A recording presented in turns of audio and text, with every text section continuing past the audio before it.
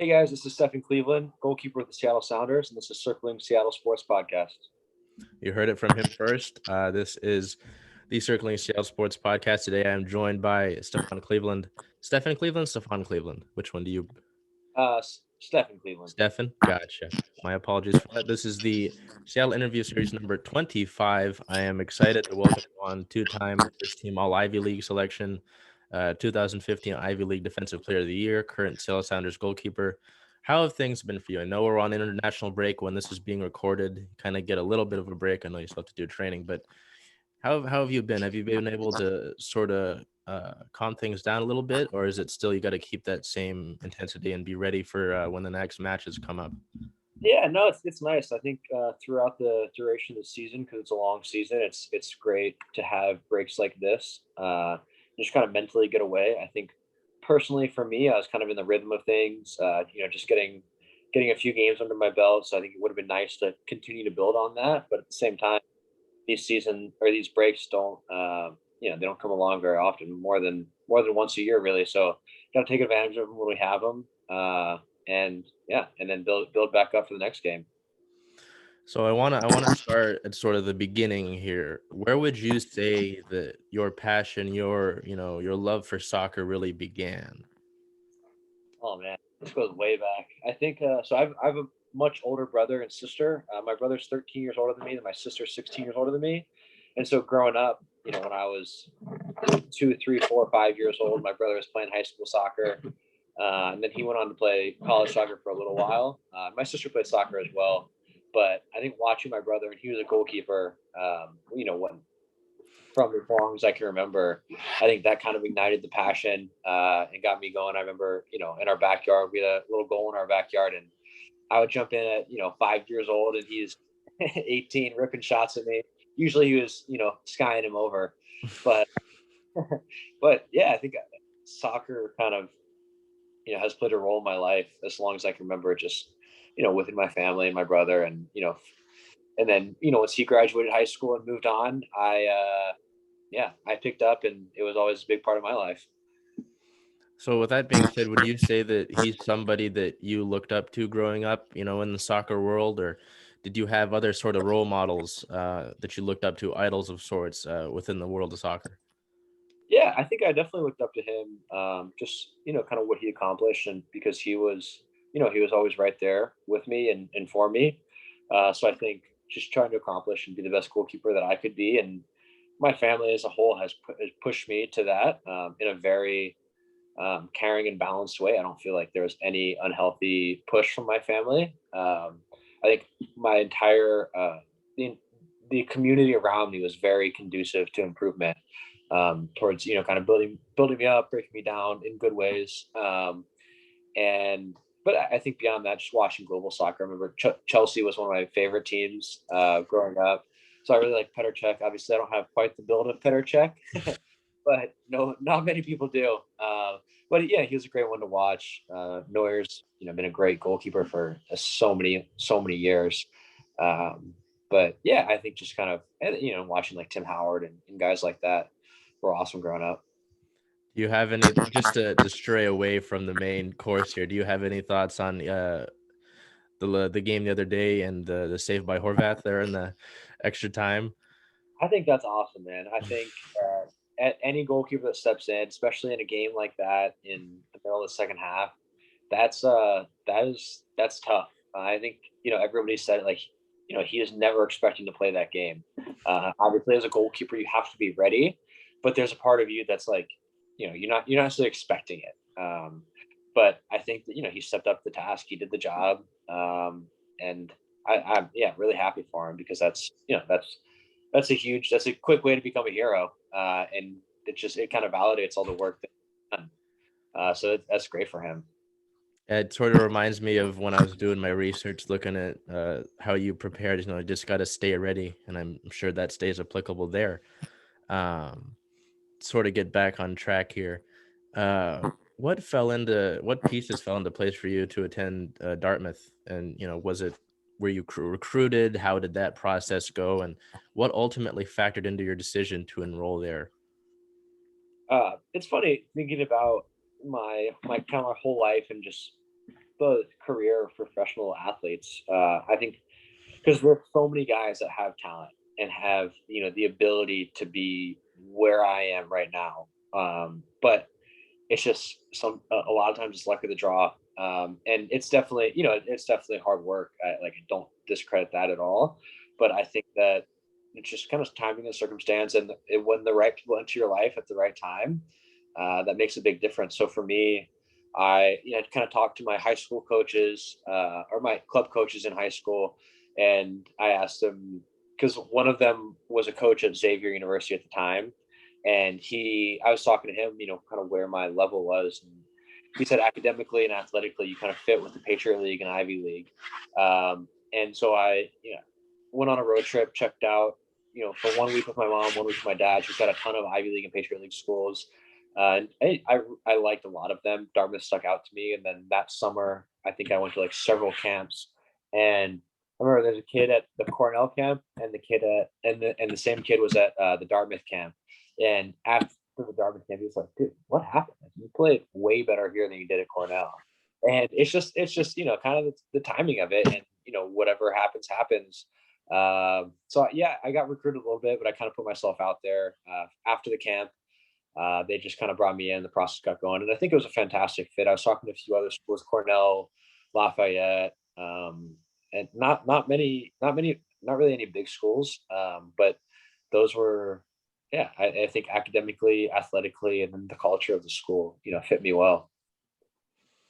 So in what light do you remember your time at Dartmouth? Spent 2012, 2015 there because I believe as a graduate student you transferred into Louisville. So was there any difficulty in transferring to Louisville, or was it more so this was something that you wanted to see as furthering your career, I guess? Yeah, I think for me, Dartmouth was perfect because I think you asked what light. I think there's improvement was the big thing for me there, because I went from somebody that, I didn't play at all freshman year, and frankly, I didn't deserve to play. I wasn't good enough. And then sophomore year, kind of split time, and then over sophomore to junior year, I made a lot of improvements. A lot of credit goes to my goalkeeper coach. At the time, he came in my sophomore year, and he was so fantastic. I owe him so much. But then I redshirted my freshman year, but I wasn't injured, and some of the rules in the Ivy League are weird, so I couldn't have paid my fifth year. So I had 1 year of eligibility left. I had to leave Oh. Dartmouth, which was perfect because that opened up, the opportunity to go to Louisville. I was looking at a few other schools, but Louisville was a great fit for me. And just soccer wise, I felt I could have gone pro after my senior year at Dartmouth, but that would have been a very large leap. And we got dumped out of the NCAA tournament 2 years in a row in the second round, and I really wanted another shot at it. And so I went to Louisville. A team where we really had a good chance at winning the NCAA tournament, and we had a really good run. But I felt like that was a fantastic stepping stone between the Ivy League kind of mid-major D1 soccer into the pros, and that allowed me to get drafted. I don't believe I would have gotten drafted or gone straight into the MLS out of Dartmouth. So in another year of college soccer with a good team at a good school, or big soccer school, was yeah, a fantastic experience. I got the best of both worlds. Was it odd at all to, transfer into the University of Louisville, having, as a graduate student, was it weird at all trying to, meet new people, or was it more so I'm here to continue to work more school? I believe I read because it says I think you've got on your Instagram you became an engineer at Dartmouth. Yeah. Um, was it odd at all for you? Is it more so this is more work for me to do when you transferred in? I think for me, schooling. I started an MBA at Louisville, but I was there. I was there to play soccer, frankly. And if soccer didn't work out, then I was going to finish my MBA. But I wanted to, give everything. So in that sense, there was more work for me to be done on the soccer front because I wanted to come in, and I knew we had a very good team, and I wanted, to make my presence known and be a leader in a very, like non. Um, non-imposing way, if that makes sense, because it is a bit of a unique situation to come in as a goalkeeper, kind of being the favorite to play. But there are other goalkeepers there that have been there for years and thinking that they were going to play. So I think my personality, I got along with everyone really well. The goalkeepers, we had a really good goalkeeper group, and it was a fantastic year. So I went there and I wanted to give my all to that team, and I think that I showed my respect to them, and I think they respected me.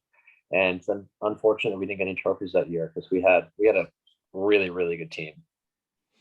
So, if you didn't end up continuing the journey of soccer, what road would you have gone on, would you say? Because engineering, that's a whole different thing. So, did you have any ideas for that, or was that always kind of on the back burner in a way? Oh man, that's the $1 million question. I have no idea what I was playing soccer. Yeah, I mean, I didn't think that I always wanted to be a professional soccer player, but it was kind of like my junior senior year where I was like, wow, like I can do this. Um, and until then, engineering school, it's like I would say I spent a lot of time, getting to where I got to with school. And so I dedicated the respectable amount of time to it. And I don't really know exactly what field I would have ended in. I really enjoy the hands-on aspect of the engineering and mechanical engineering and building things, and not reading and writing so many papers. but uh but yeah, I mean, I'm sure I would have found the right industry for myself. um what exactly I would be doing right now, I don't know. If I would have taken a couple stabs at a few different jobs, or spent some more time researching and doing job recruiting and whatnot. But I would like to put that degree to use at some point in some facet. Well, definitely interesting to hear about that and to see what you might do with that. So, I have to keep an eye out on that. But obviously, some things that you're focused on right now, I'm sure. Uh, Heading into MLS, can you sort of speak on your MLS Super Draft experience, and what sort of things you remember from that day as a whole? Whether actually being drafted, what you did after, the emotions beforehand. Being drafted 26th overall in 2017 by Chicago. What do you remember from that day still? Was it a nervous day, or were you more so, I put in the work and this is just I have to see where I end up now? Yeah, I think that was a lot of it. Is kind of I've done what I can do, and it's out of my hands. I kind of got lucky. I got called into the combine late because Alec Farrell got he. I mean, he had to pull out because of an injury, unfortunately for him. And then there's a goalkeeper from University of Washington actually that just decided not to go to the combine, and so they ended up calling me in. And I think I had a good combine.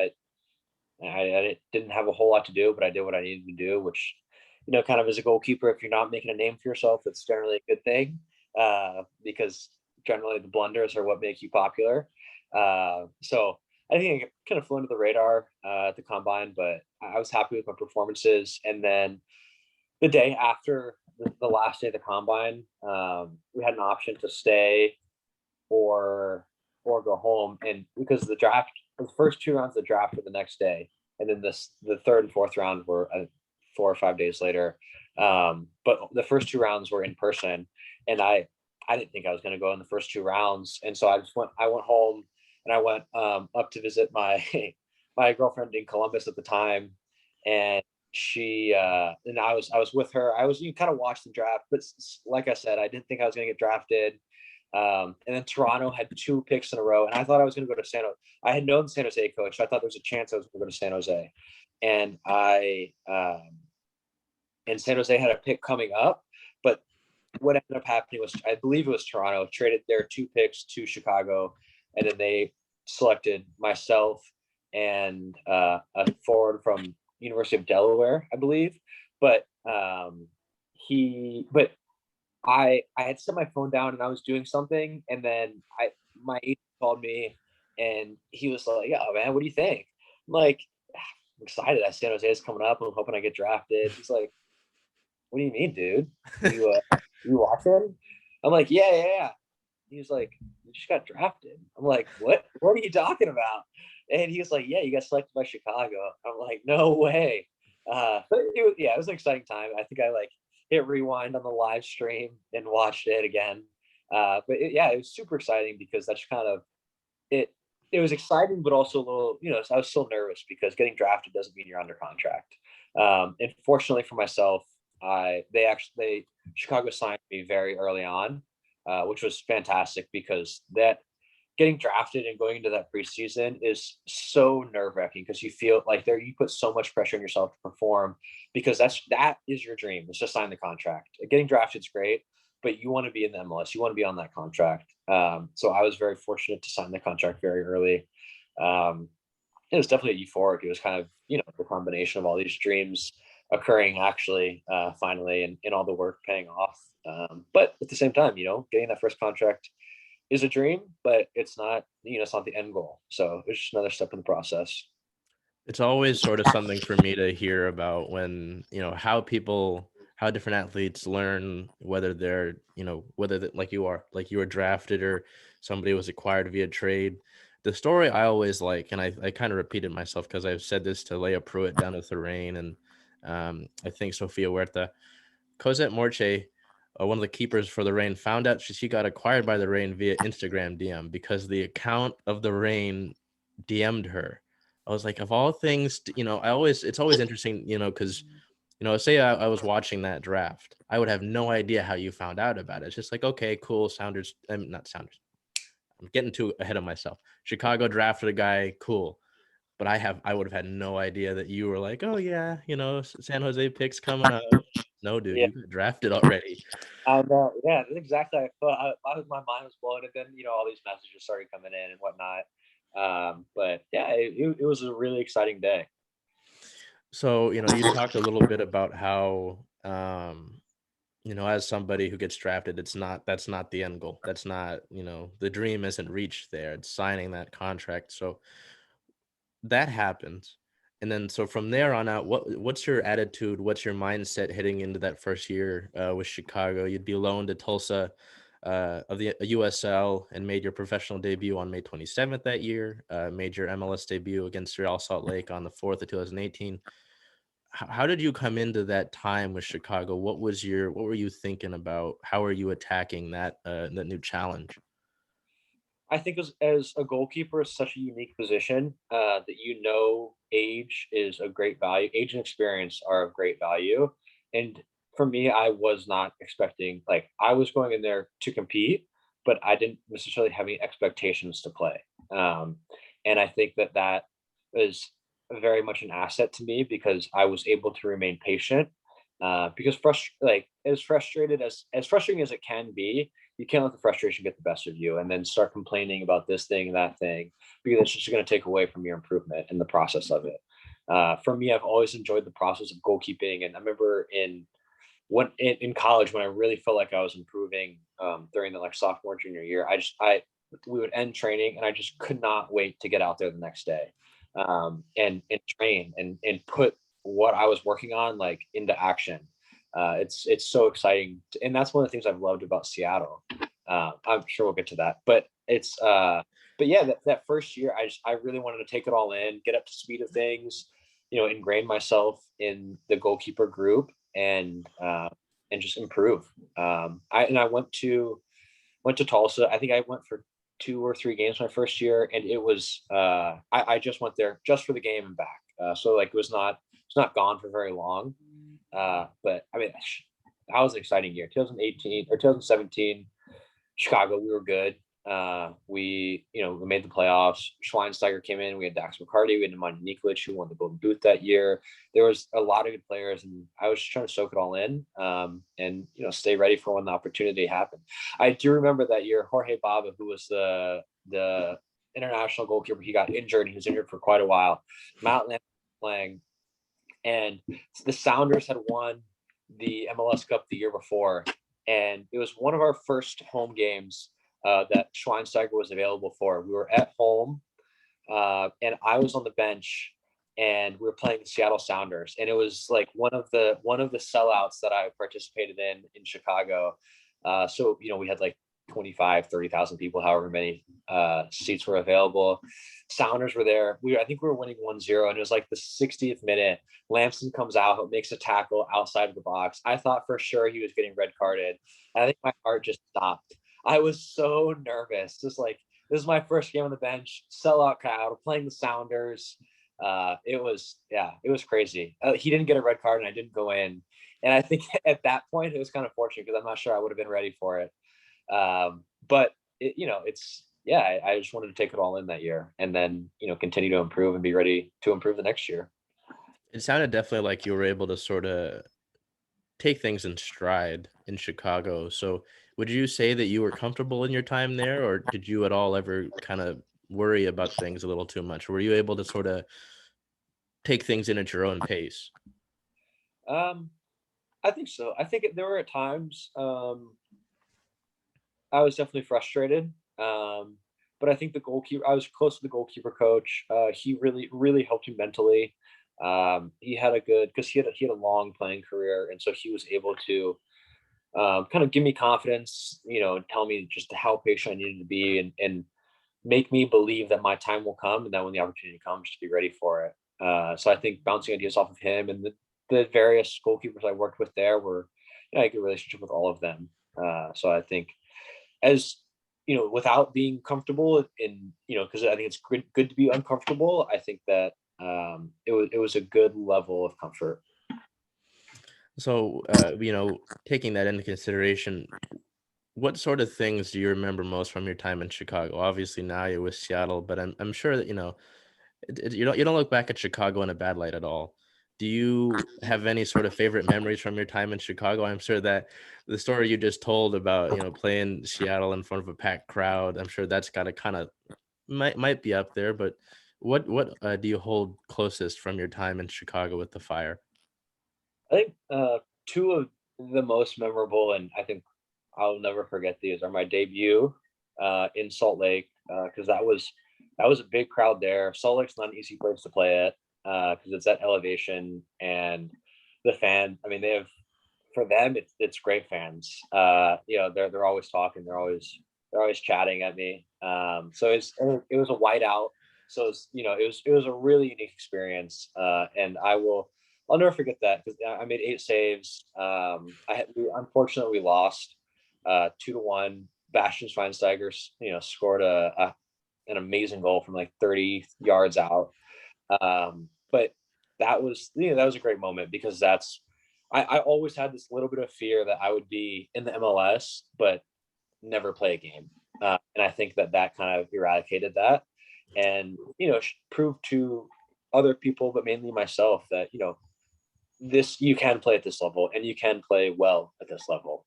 Um, and I think the other amazing experience was when we went over to Germany and played against Bayern Munich for Schweinsteiger's testimonial game. That was fascinating. It was like being a part of a movie because he is such a player, such an amazing personality. I think he got like a Medal of Honor while we were over there. Jeez. It was so great, and then we got spanked. Absolutely, they were so good. It was amazing to play against them because it felt like they had 20 players in the field and we had 5. Just the way they would use the space, and they're such good players. But to be on the field with them and be in Allianz Arena and be in Munich and just see like what these guys go through, the level that they're at, and then be there for or with Schweinsteiger for that moment because I know it was so special to him, and watch him walk around, thank all the fans, and then from the support section grab one of their flags and wave it. Genuinely it was like a movie, and it was so cool to be a part of. Do you have any funny stories that relate to Schweinsteiger, or is any sort of stories that stick out from your time with him? He was a great guy. I have nothing bad to say about him whatsoever. I think he was the nicest guy. Like, just naturally, his personality kind of kept to himself a little bit, but he was like one of the most decorated soccer players ever. But you put him on a field with a soccer ball, he's like a 5-year-old. He's a clown. He loves it so much. He's like a kid in a candy store. But the kit guys, they always used to have to put his game socks. They'd put them around like the foam rollers to stretch him out so that Oh. they would fit because his legs and his calves are so big. He was, he's a specimen. But he was such a great guy, such a great teammate, and just wanted to win. He was a winner, but he also wanted to help everybody. Yeah. How did you end up hearing about the trade from Chicago, and what sort of things did you feel and or think about in that moment? The It's a funny story. Well, yeah, it's funny now.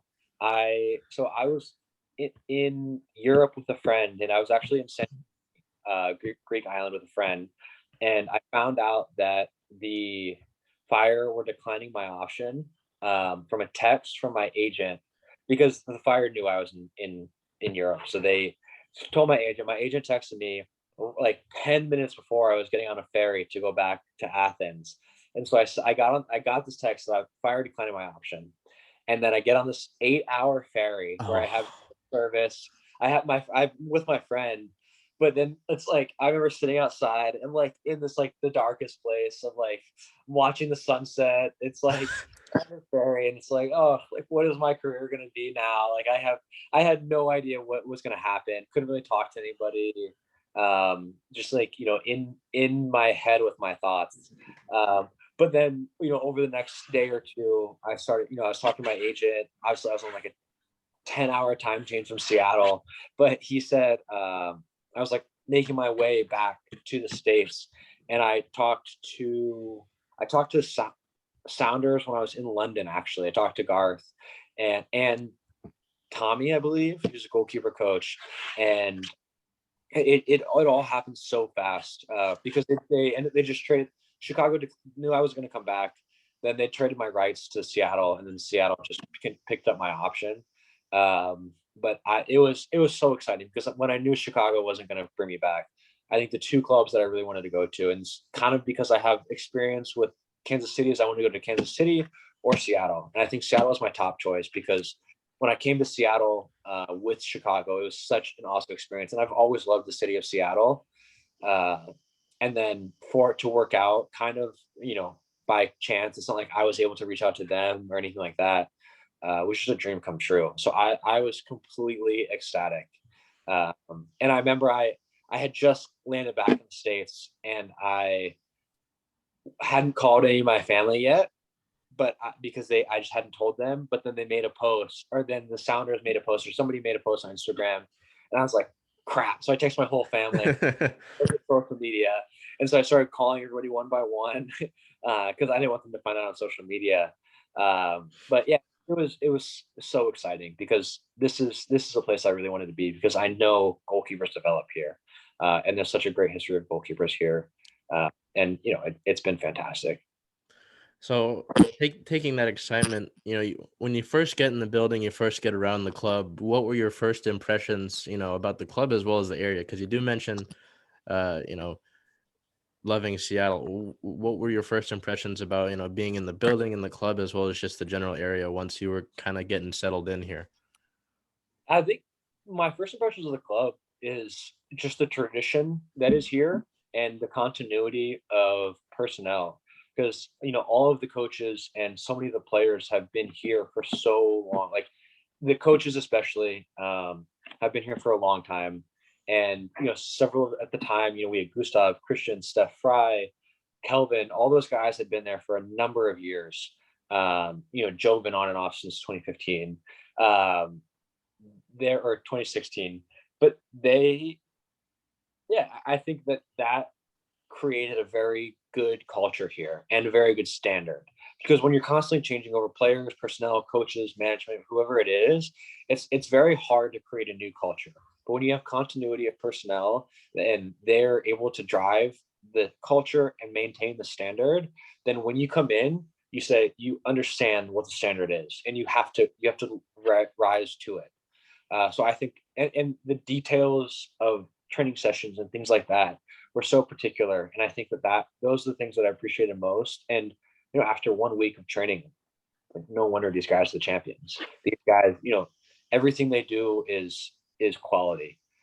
So I think that was my first impression of the club. And then the area is magnificent. I think I missed the mountains from New Hampshire when I was in Chicago, and the ability to just get away. And then you add the sound and the coast, and the mountains are so much bigger here than they are in New Hampshire.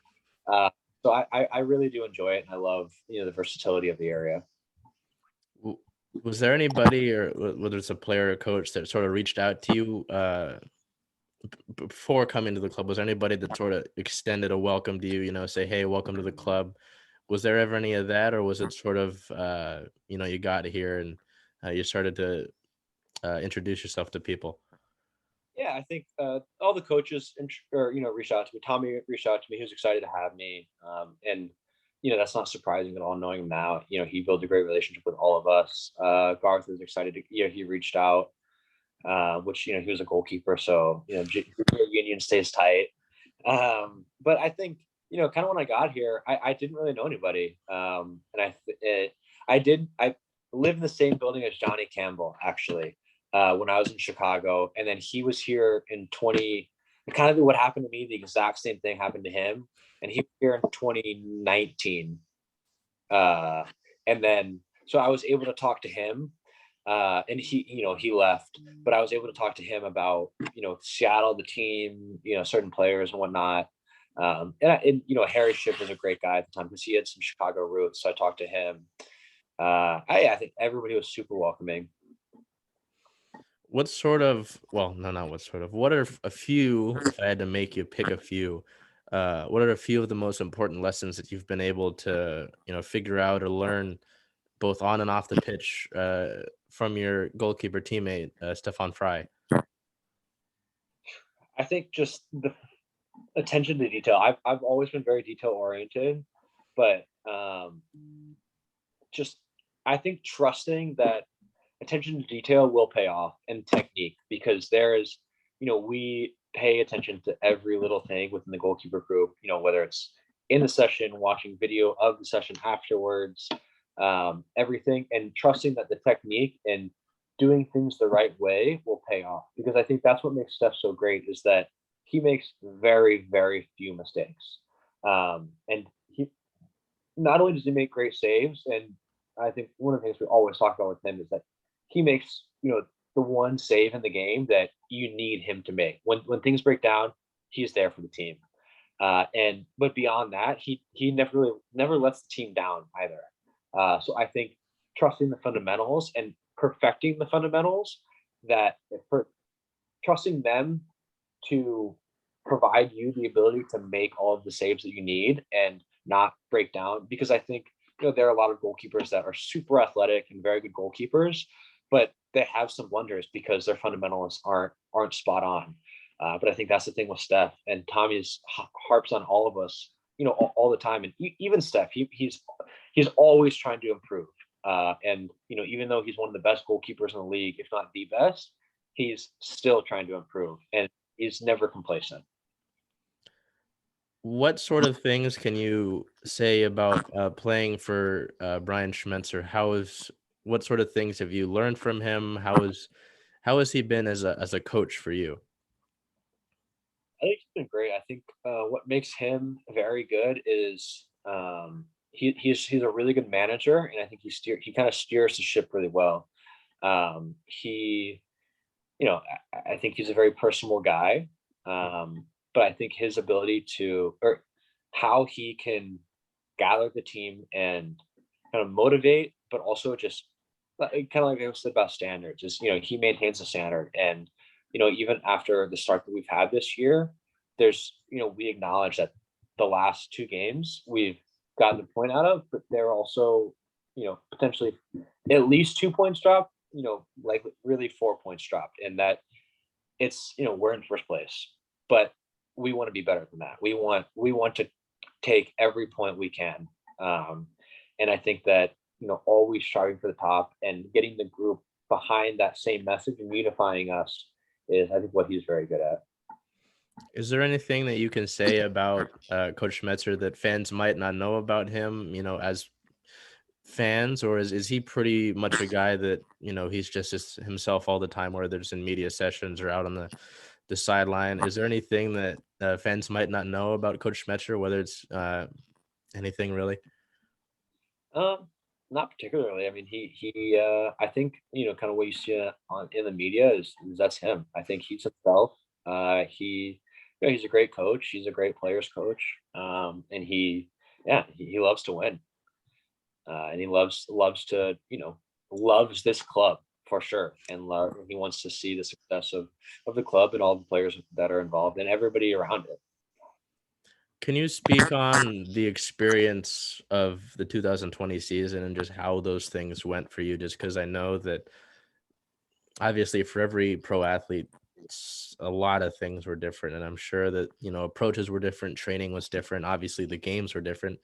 Having to play down in Orlando for a little bit there, but overall, what things do you remember from going through that season? Whether it was routine being different or how you prepared being different.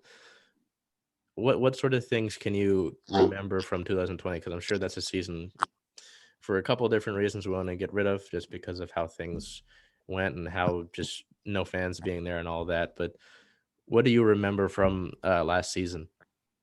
Yeah, I think that it was a very fragmented season, but I think that also created a lot of opportunity for improvement. I think coming into preseason and then having our first two MLS games and a few Champions League games, I think I gained a lot from those 6 7 weeks or so, with Tommy, with Steph, and just learn from them. And then when things got shut down in early March, we were training. We hadn't, every week we thought, okay, we'll be back in 2 weeks. And then, 10, 11 weeks passed by or however long it was, or we're back. We had no idea how long it was going to be. But I took it upon myself to feel like, I didn't want to waste this time, because what I had just taken from the goalkeeper sessions and from the team of being here for, going through preseason, I wanted to take those and implement those, what I needed to learn. And so that I can come back and be better in May or June or whenever it was that we were going to be back. I wanted to be ready. I didn't want to have to ramp up or take any time to get in the groove of things. And so, I worked hard during that season. And I think that paid off a lot for me. And then I carried that through the rest of the year. And I think a lot of people, I feel like I earned the respect of a lot of people because I think people saw my improvement and just kind of realized that, but it was a tough year for sure. I think one of the tough things for me is when I came to Seattle, I knew there was going to be Open Cup, or I thought there was going to be Open Cup, Champions League, uh, yeah, Campeones Cup. I that a couple different a couple different competitions. So, I thought we were going to have 40, 45 games over the course of the year.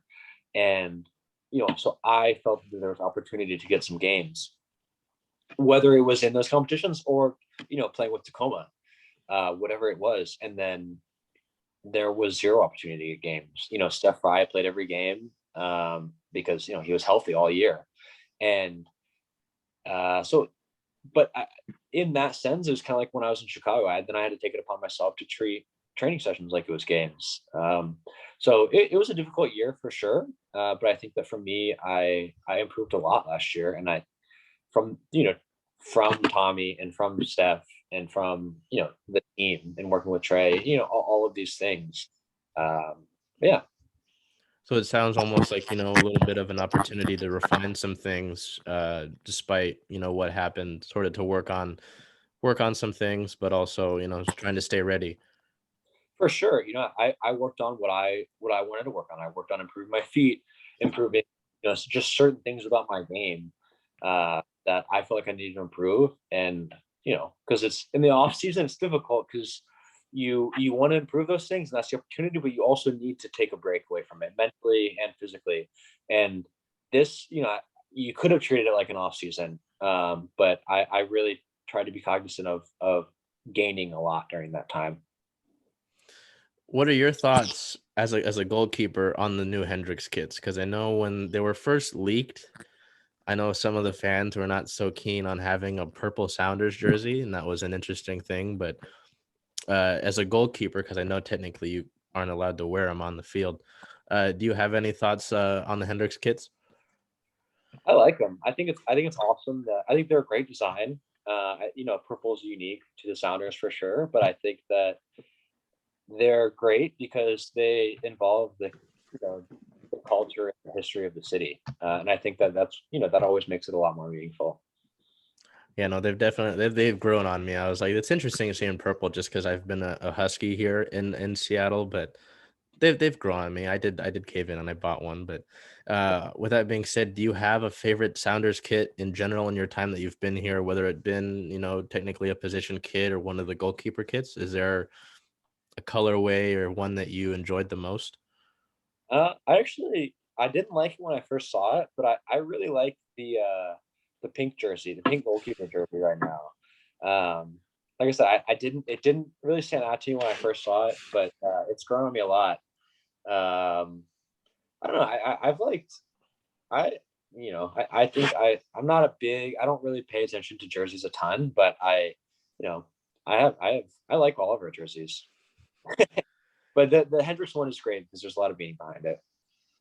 It is something that's cool to see when it's, there's more of a history behind it. But it is interesting too, sometimes when a certain player, I ask, like there was a quarterback at UW, Mark Brunell, who played for a couple different teams. And I'm like, do you have a favorite out of that amount of those teams, or are those just aesthetics to you? Do you not really care? So it is interesting to hear, it's fine, or hearing about looking at the pink keepers jerseys, which I know a lot of fans want some of the keepers jerseys, and I know they're not as easy to come by. Yeah. What would you attribute this team's early success to? I know that as you talked about and as the team said, not exactly too thrilled with a couple draws there, but top of the table. Ooh, I could be wrong though. I know the early success. What would you attribute that to, and what sort of things does the team hope to improve on? When we get back from international break. I think the defense has been stellar from top to bottom. So I think the back three, whether it's Nuhu, I mean, any combination of the back three between Nuhu, Javi, Shane, and Yamar, all of those guys are such elite defenders, and there's so much athleticism back there that it is very very difficult for forwards. And I mean, you see that by not giving up a goal in the run of play. Um, and then Brad and Alex have been outstanding. They cover so much ground. They get forward and they they defend. They defend, with all their hearts. And then obviously Christian, Kellen, JP, Atencio, whoever's in the middle, and Will and Raul up top, Freddie, so many guys. They work so hard. Everybody works behind the ball, and then so I think the defense has been like so phenomenal. And then on top of that, just the individual quality going forward. I think we've lacked a little bit of sharpness in the final pass because I think we've gotten into very good spots the last several games, but it's just that missing that final pass for whatever reason. But I think once we find that, it's going to be very difficult to beat us.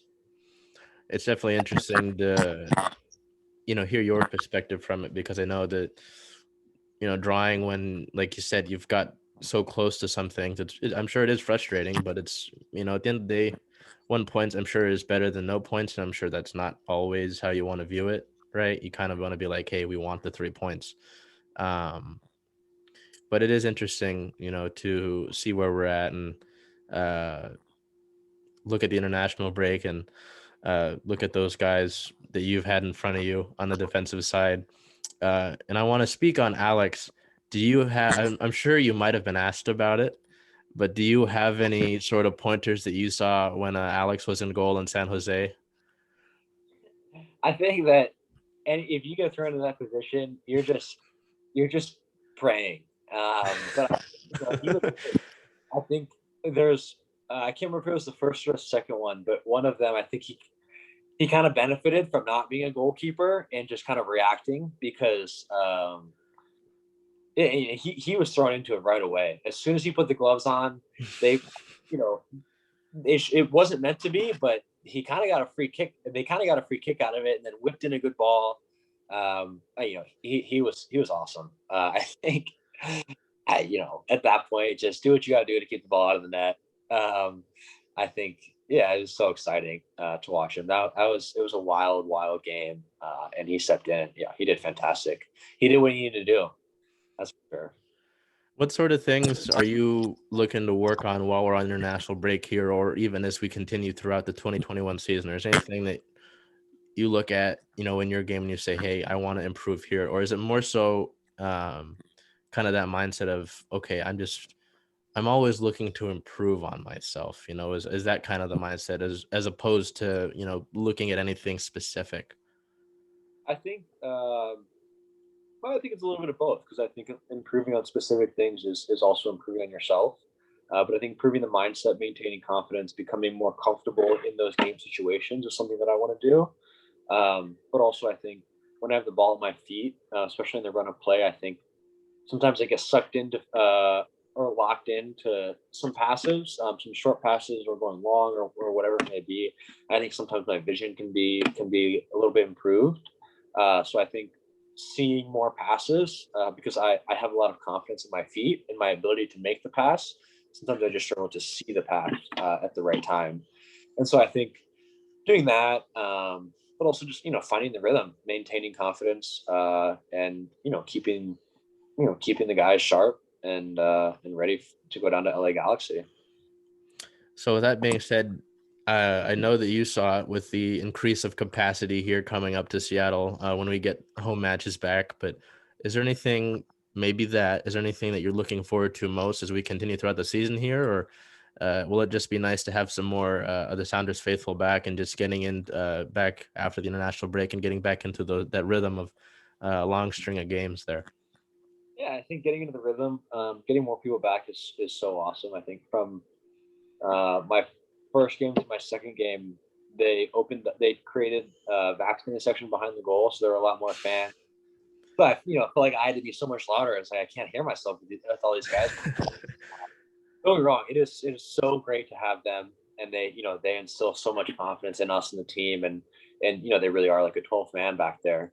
But I think having, yeah, because it's great to have the support of the fans, because the Sounders fans are, I believe, the best fans in the country. So to have them out there is great for us, but also for them to get to soccer again and get to see our games, and make us feel like part of the community again, instead of playing in empty stadiums, and having people watch us on TV. I think having people seeing their faces is great for us. Was there anything that you want to put out there? I know that I know Steph does some art related things, which is pretty cool to see, but Steph Fry. I got to remember there's two Stephs.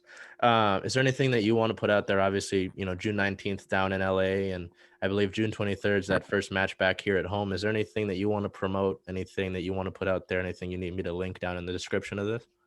Oh man, I don't think so. I think I'm just trying to get by day here in Peru. And yeah, I think can't wait to be back here at Lumen Field and have more and more fans. I think that's and putting good performances for the fans.